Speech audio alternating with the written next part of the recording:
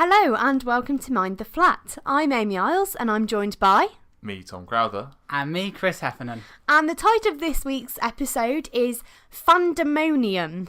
So we're taking Star Wars, we're taking Harry Potter and we're taking Lord of the Rings and we're putting them up against one another and debating which movie series is best. Oh. It's going to be... Well, we all know it's not Star Wars, so... Oh, I feel like Star Wars is going to win now. We've down-talked it so much. May the force be with you, Tom. I'm not going to need it. Oh, fighting talk from Thomas Crowther there. So, we're going to start off today's episode by having a bit of a think about who our favourite character is from across the three series. So, Tom, do you want to kick us off? Oh, God, I was worried you'd say this. I've been having a think, and I really can't think of anything. Anything? No, genuinely anything. Let's see, my go-to one would be like Obi-Wan Kenobi when he's Ben Kenobi in the original trilogy, because he's just like such a dad figure. He's like... Has he got a dad bod? He's pretty old. I think it goes beyond the dad bod. Really? Yeah, it's Alec Guinness in like the 70s, so... I think I've got a picture. Like, I haven't watched Star Wars, so around his 50s, I would say. Oh, okay, so yeah. Probably just beyond dad bod. Beyond dad bod. Is he not known as Obi-Wan Kenobi then? He starts off as his old Ben Kenobi. Have you not seen it? Yeah, I remember bits of it. That's more than me, Chris. Not the important bits, apparently. So he starts off as Ben Kenobi, like known to everyone as Ben Kenobi, and they're like, "Oh, who is it?" And it turns out they find out that he's changed his name a little bit, and it's actually Obi-Wan Kenobi. Yo comprendo. Yeah. So, yeah, I think I'd go because he kind of like takes Luke under his wing and shows him the way, and I just feel like he'd be a good little role model. And he's like, "Don't do this; you'll probably end up falling on your face." That was my first thought. Fair I enough. think it's pretty. Yeah, pretty I feel like pants, gut but... instinct is always good to go with. Okay. Speaking of which, Christopher. So, I'd say that Hermione Granger is a lot of people's first crushes, as with me. Really? First crush? Yeah. Oh. Like in sort of the film, Yeah. the film world. I mean, when I guess we kind of grew up as like similar ages of the actors, didn't we? the Goblet of Fire. Oh, put when the she dress comes on. down in that dress. Oh, she looks stunning. But would I want to meet her? I don't know. I feel we're actually probably quite similar. I feel like we would get on. I think you would. What, you and Hermione? Yeah. I don't think I could think of two people more similar. So maybe it would just... Actually... It's Leviosa, not Leviosa. So yeah, maybe I should just go Hermione Granger. I think Hermione. You just be her. Maybe that wouldn't be a good match because you'd end up just like taking over. We'd just be competing all the time. Yeah. So then, but she's the one that really stands out. Okay. So I think I'm gonna just stick with Hermione Granger. Oh. Amy.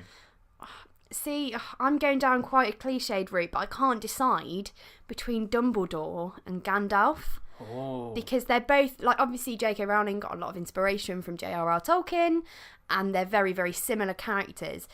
But with Dumbledore, I feel like you know quite a lot about him from the book series and from what J.K. Rowling said afterwards. But there's still that something about him that you feel like you don't know. I feel like he's another like kind of father figure sort of person, though, isn't he? Like with Harry and stuff. Oh, definitely. But I just feel like there's something there that there's more to his character than is ever and ever will be let onto, and they're kind of coming more onto it now in Fantastic Beasts. I'm not quite sure how I feel about that. But then Gandalf, I feel like there's so much more that you don't know about him. He's like this. He's this father figure in the same way almost to Frodo, but he's meant to be so old, and then he changes and becomes Gandalf the White, and I just feel like he's the type of person you could go to the pub with and he'd have some cracking stories. Oh, imagine that. And all the fireworks as well afterwards. Yeah, it would. Oh, I'm really stuck between the two because I feel like Gandalf would be more interesting, but I just love Dumbledore. There's a gun to your head. Oh my god. Gandalf. There we are, done. Oh, but I feel like I've betrayed Dumbledore now.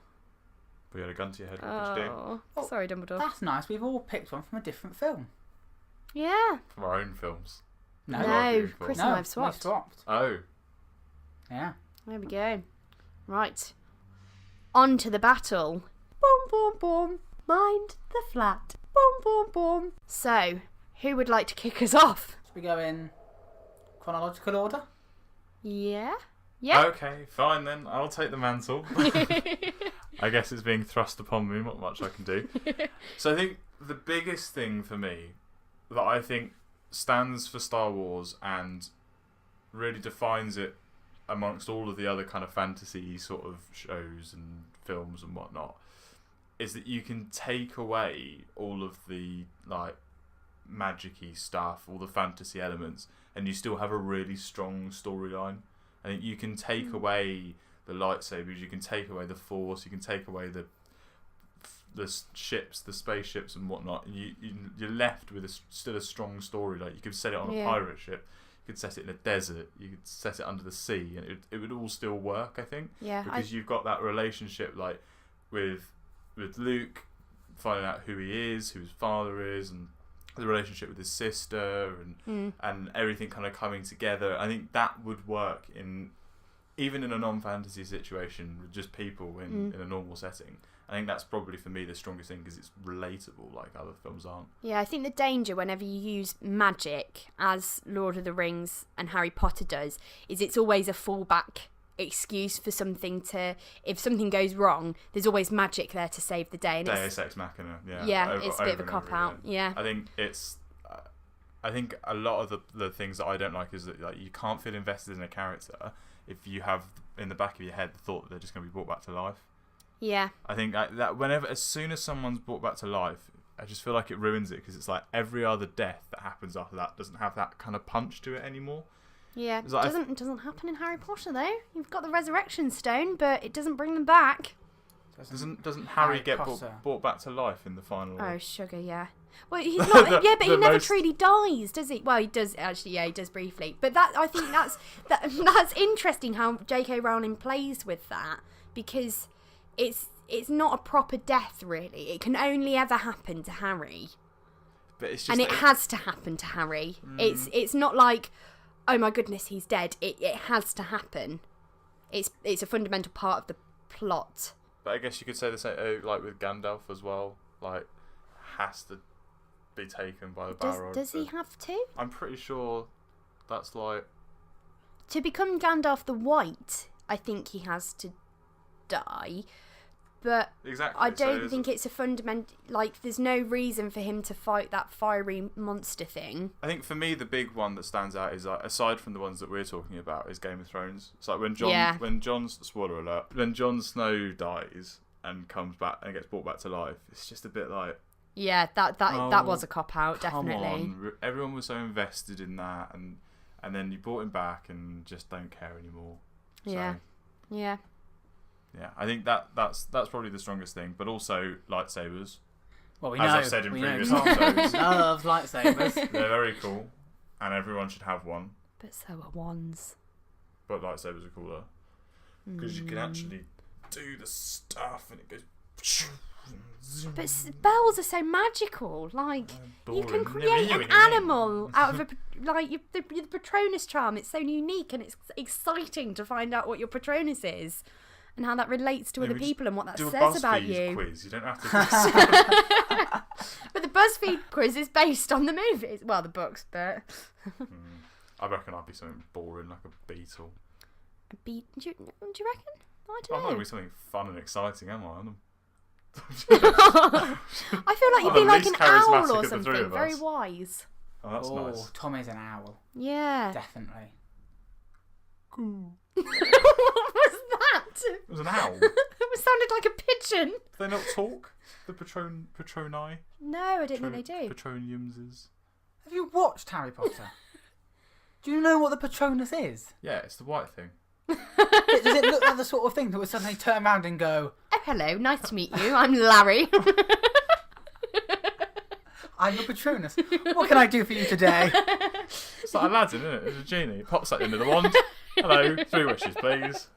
And then you ask for more wishes, and then your golden onion. Brilliant. That's how it works, isn't it? Exactly. I wish for these Dementors to be gone. I feel like we're diverging somewhat from Star Wars. Star Wars is brilliant. Yes.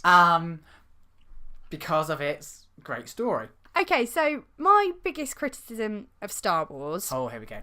Because I haven't watched it. I'm going to put that out there. So how could you criticize No, it? but this is the thing. Like, the other two have drawn me in from being a child, and Star Wars was there when I was a child, and I'm not a big sci-fi fan, and I feel like it's so kind of sci-fi that puts me off, whereas Lord of the Rings and Harry Potter have so many different elements to them which are more appealing. But do either of your parents like Star Wars? Yeah, my dad loves it. Oh, that's confusing then. I was going to say that it's... I was going to say, yeah.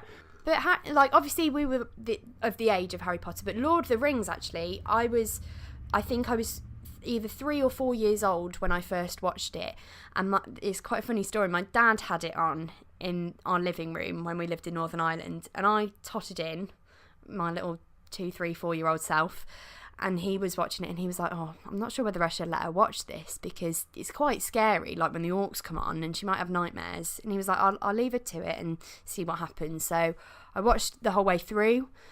It was fine when I was watching it, and then I went to bed, no nightmares. And in the end, we had the VHS, and I ended up wearing the VHS out because I watched it so many times. And I thought when you said wearing it out, I thought you meant you unravelled it and wore it in the press. I was so confused. I loved it so much, I made it part of my daily accessories. But you had Lord of the Rings on VHS. Yeah, I think we've still got two. The one that I didn't wear out, I think we've still got two of them. Wear out. I still can't. Oh, I know you're small, but to be able to...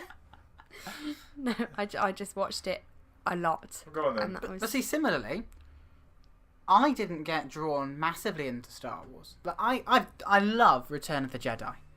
I love the Ewoks, and I love that battle. Is so much fun. Love it. Oh, it's brilliant. I do need to watch it.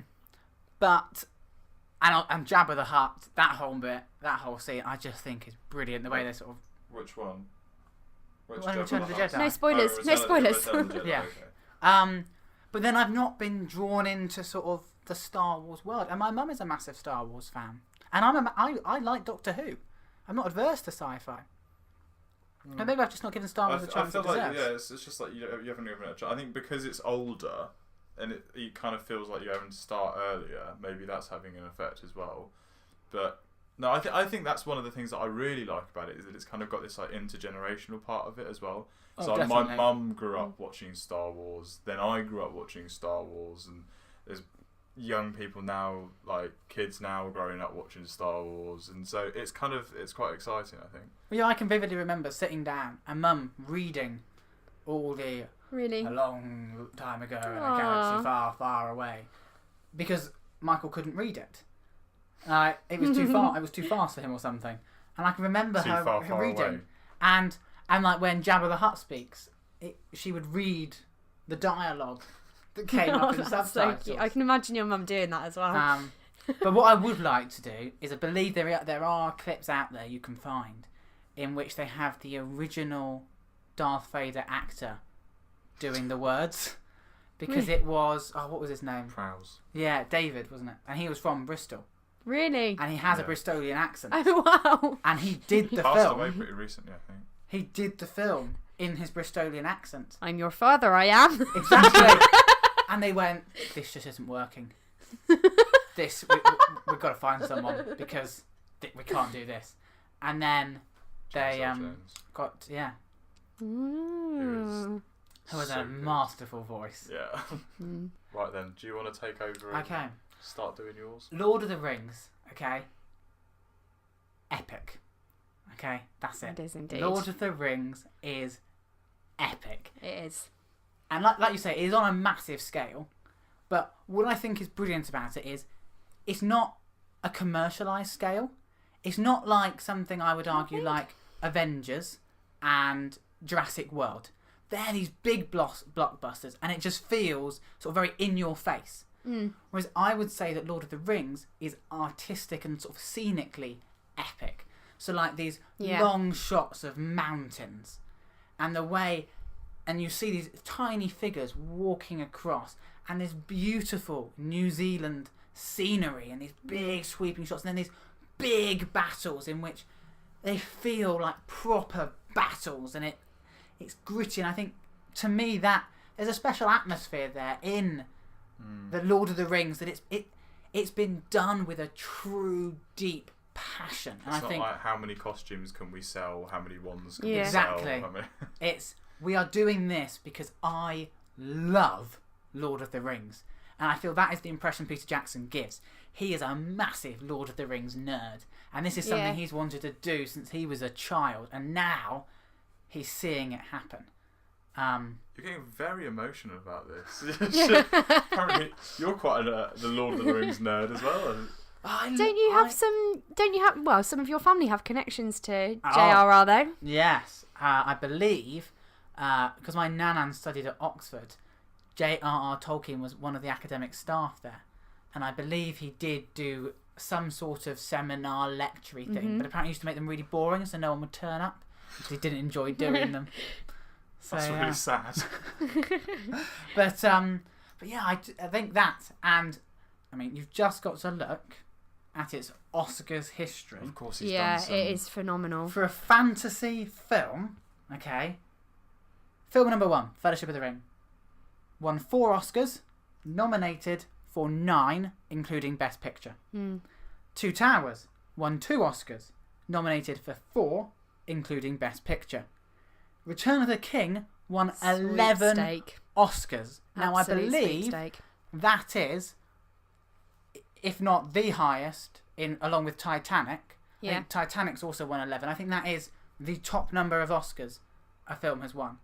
And it got Best Picture. And I think something that is special about Lord of the Rings that is reflected there is that they are all great.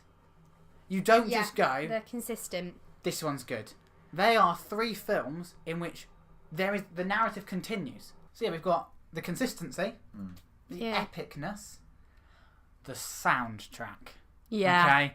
The soundtrack. Forget it gives the me film. chills. Let's just ignore the film and you just listen to that music. That music on its own is Yeah. brilliant. But what about... That's brilliant, but it requires the film. Like, if I just listen to... I can't really do it very well. Because as you said, I'm not really very musical. But if you just listen to that, you wouldn't go, oh, that. Oh, I could listen to that all day. Whereas I feel the Lord of the Rings music, as far as classical music is concerned, for modern classical music, that is... It is beautiful. It gives me, it does give me chills. And Harry Potter and Star Wars is very much, I think it enhances the plot, but on its own, it doesn't have that impact. Well, I love Reunion of Friends. It's in Chamber of Secrets as a piece of Yeah. music. It is lovely, but I feel it is very much music that, like we say, requires the film. Actually, no, I tell a lie, because when I went to the studios in Universal, in Florida, at Universal, they played the soundtrack as you were queuing up for the ride, and it made me quite emotional because I was stood in this queue listening to it, and I could pinpoint the exact moment in the film where, and I know that kind of plays into what you're saying, but it did have that. I think the fact that it is tied to the film makes it maybe even all the more special, because it brings back all these memories of, oh yeah, this is something that I really, this is part of something that I really love. Absolutely. Whereas, No, definitely. I think like when I've the quintessential Harry Potter music. Can you do it? do do do do do do Do do I mean that one? do. Yes. It's Or do do do do do do do do do I- do do. one of those two. Okay. But like, when you go into Calm down, we get a copyright strike. when you go to when I've gone to the studios and that music plays, Yeah. there is definitely. I think music is so important. Yeah. So yeah, I think that's, and obviously John Williams Yeah. is a phenomenal Yeah. composer. Yeah. Did he do Star Wars? Yes. He did do Star Wars. Yes. Yeah. So I'm on my own here with Howard Shaw. With who? Howard Shaw did Lord of the Rings. I didn't even know that person's name. Well, He's there you very, go. very good. I Yeah. think he's done some other stuff as well, which is You'd equally hope as so. good. You hope he didn't just do Lord of the Rings and go, right, Yeah. well, that's it. I'm never going to retiring. compare. Yeah. And I'm going to go for my final point before we hand over to Harry Potter. 3-pronged attack. The battles. The battles, I think. I Brilliant. find battles boring. I get the same with Game of Thrones as well. It's that I just can't wait for them to be done because it's just people swinging swords at each other. As with Star Wars, with the sci-fi thing, I think battles. If you enjoy battles, it's amazing. But for me, a lot of people say, "Oh, Two Towers is the best film because you get the best battles," and for me, it's the worst film because of that reason. Really? There's not much I agree with battling you, Tom. in Star Wars, to be fair. It's pretty, like the things that do happen, it's over pretty quickly. And usually, if there is some conflict going on, it's like someone is going to find someone or free someone, and so you've got that kind of narrative within the battle rather than just who's gonna die. Let's swing some swords at each other. Ooh. But then you see, this is what I think, and this is something that's not in the Lord of the Rings books, but is in the film. And I think it makes the battles even good for people that don't enjoy battles. Is the Gimli-Legolas relationship? Oh, so in Two Towers, when and this is with Aragorn, they go round the town. They've got to get across this sort of ravine bit, and Gimli goes, "Toss me." So what? Toss me, but don't tell the elf. And then just gets flung across. It's brilliant. And Gimli is ideal. And then in the final one, when it's 1, 2, 3, and then Legolas 103, 104, 105. Exactly. And then he gets the Oliphant down, and it's that only counts as 1. It's just brilliant. And I think that adds to those battles, because if you're not a battle fan, battles can become quite dry. And I think if you're a battle fan, Lord of the Rings is brilliant for that. But I think Lord of the Rings is also catering, and Peter Jackson is thinking, maybe some people aren't going to enjoy these battles as much. And so he's done these little things that make that battle all right for someone else. Someone that isn't a battle fan, there's these little things. Still, there is a lot of battle, but there's those little moments you think, oh. I think you get that in a lot of battles anyway, like thinking about Game of Thrones. They do have, you have to have some comic tension. But what about Harry Potter? It's all just a bit gloomy in the end, isn't it? I don't know. I think there are moments, like when Neville is on the bridge and they're all waiting to cross and it all goes down and then you think he's fallen with all of them and then his head just pops up and he says something like, "Oh, that was a bit close, wasn't it?" Something along those lines. You do have those moments, definitely. I don't remember the endings of Harry Potter.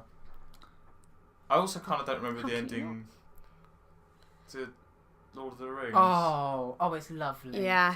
Are they sing getting the going song. off on a boat or something? Yeah. Well, that's the very end. But obviously, you've got the big ending, sort of big thing. It's making me is emotional Aragorn. thinking about it. You have his coronation, and then he walks forward. And then he says, "You don't have to bow to no one." Yeah, and they then he all bows, and then Arwen turns up, and she's not gone to the other land because she's going to be with him. A criticism that my dad has of the ending of Lord of the Rings, which I kind of agree with. I'm not quite sure how I feel about it.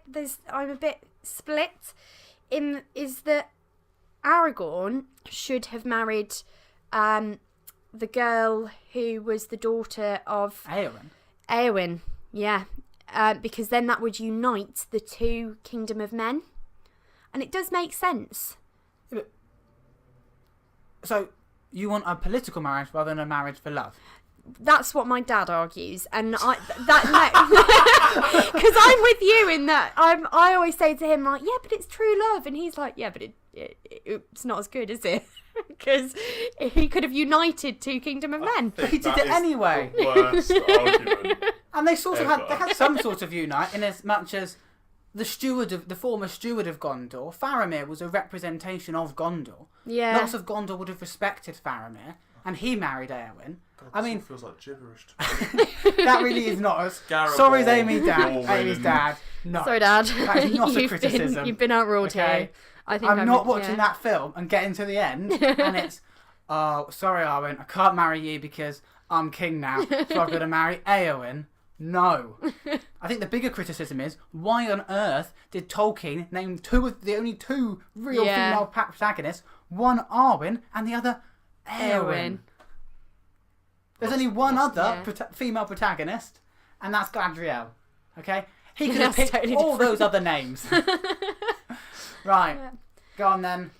Right. Harry all Potter. I have to say... No, this isn't all I have to say, otherwise it would be a very boring podcast. But Harry Potter, for me, as for, I'm sure, many, many people our age, was my childhood.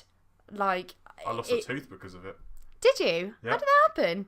So I had a friend over, my friend Toby, when we were kids, and it was, I think, after one of the first couple of films came out, and we were quite young, and he goes, if you run at that wall, you'll end up on platform 9 3/4. And I ran at the wall. Honestly, fell full pelt at the wall. It was down some stairs as well, so it was like the stairs turned the corner, and he said, run down the stairs into the wall, and I did it, and my tooth came out. Blood everywhere. Oh my word, Tom. I didn't end up on platform 9 3/4. Really? You Yeah. do. Were you even at King's Cross? I was in my house. It was gullible. Oh, Tom. Yeah. But it's alright, because then he later saved my life when I was getting run over by a delivery van, so Oh, you know, swings and all's well that roundabouts, ends well. really. I'd rather lose a tooth and keep my life. Yeah. To be honest. But yeah, Harry Potter, it's just, I just can't put it into words how fundamental it was to me. And it is something that I will carry with me through all of my life. I know I'm going to read the books to my children. Like, I know that it will be a part of their life. Oh no, just give them the audiobooks. Get Stephen Fry to do it. He can do it so much better. Actually, I don't know, actually. Oh, come on, it's Stephen Fry. It's not even a comparison. I did listen to the last book. I listened to the audiobook. I don't know if I ever read it. But it was something that my parents read to me when I was younger, and then I read myself. It was a big part of our family. It's still a big part of our family life. I mean, we went to Florida 2 years ago to go to the Universal Studios because we went over when I was 8 and it was the year before it had opened. So my mum said to me, we'll come back and we'll do it. Fast forward 10 years, 11 years, I was 19 when we went back. And we did get there. For the second time. But that's, I think, another advantage, I think, of Harry Potter, whereas the worlds of Lord of the Rings and Star Wars are so vast. You've got Harry Potter and it's got like Hogwarts, it's got Hogsmeade, and you can create them as they have done. And like going into the studio and like the studio tour in London and the Universal kind of recreation of it all, it's just mind-blowing. The level of detail is just phenomenal, and you feel like you are a part of that world and you can live it. But what does that have to do with how good the films are? There is a really, and I know it's called Harry Potter, a really big focus on Harry Potter, which I think you don't get in either Star Wars or Lord of the Rings.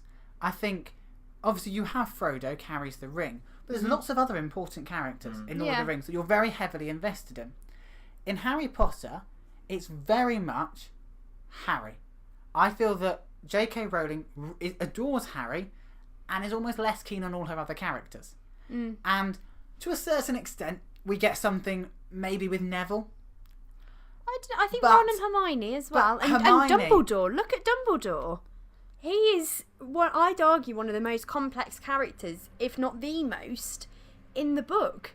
But then in the films, because... In the films... But we're talking about the films. Yeah, that is my biggest gripe with the Dumbledore films. isn't. And I feel that maybe a weakness of Harry Potter is that, and I don't know if this is coming through the books or in the way it's been translated to film, is that we do maybe tend to get very two-dimensional characters, and we have a moment of a glimpse of something behind, but for the most part, Dumbledore is this sort of almost immortal, godlike figure. That is my biggest gripe with the films, is that Dumbledore's storyline in the books is so fundamental to his character, and it doesn't get explored in the films. And I remember going to see the last film, and I was like, where was that? Because it was such an important subplot, and they just disregarded it.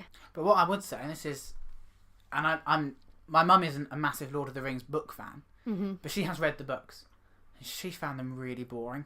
Yeah, they are really tough going. I've tried, and I don't know how, say, hardcore Lord of the Rings fans feel, but Lord of the Rings, the films, almost helps the books. It brings this story out, and it does something really exciting. And he creates such a rich world to see it and actually be able to understand it. Whereas Harry Potter is written really quite nicely. Like, I was quite gripped. It's very, very easy to read. I've only read The Prisoner of Azkaban. This is kids' books, though. But it was still. But it's not gripping. patronising. Like my parents love the books. Yeah, I was surprised. But when I read it, I actually really got into it, and I knew what was happening. But I found all the levels. There were so many layers that weren't in the film. Of The Prisoner of Azkaban I do that agree. are in the book, and obviously I can't speak from experience knowing Lord of the Rings, and obviously a lot has been cut from Lord of the Rings. Yeah. But I feel that Lord of the Rings still has a real sense of maybe nuance, and there's that epic. There's something still very enjoyable about Lord of the Rings. Whereas I feel you don't have to be a particularly hardcore Harry Potter fan, but if you've read the books, you do go into lots of the films and feel a bit, oh. I don't Do you know. think? I think with the last film, I certainly felt like that. But I think they are still fantastic in themselves, and I think you've got to appreciate that there's 7 books to cover, and you can't possibly cover that amount of detail in a film. I would argue that Lord of the Rings has done it better, whereas Harry Potter maybe has fallen down the trap of we're going to emphasise some more commercial aspects, or there's. But I think that commercial side is there too, because there is so much depth in Harry Potter. You'd be stupid not to exploit that. Whereas, as your mum says with Lord of the Rings, some of the parts of the books are very boring, which makes it easier to be able to cut parts. Whereas, because of the quality of the books of Harry Potter, it's natural that it's a lot harder to cut out. For me personally, Harry Potter will always have a place in my heart. Star Wars, I haven't come to yet, so I can't really comment on. But it hasn't had that. Amy's opinion is invalid. Hang on, it's between you and me. Oh, for goodness' sake! Go on, finish. But yeah, Star Wars for me, it hasn't had that draw, which makes it fall at the first hurdle. Lord of the Rings, I've probably been watching for longer than Harry Potter, and I feel that some parts of it are just so complex, and the characters are. This world is almost too confusing, and like demonstrated simply by the Erwin names.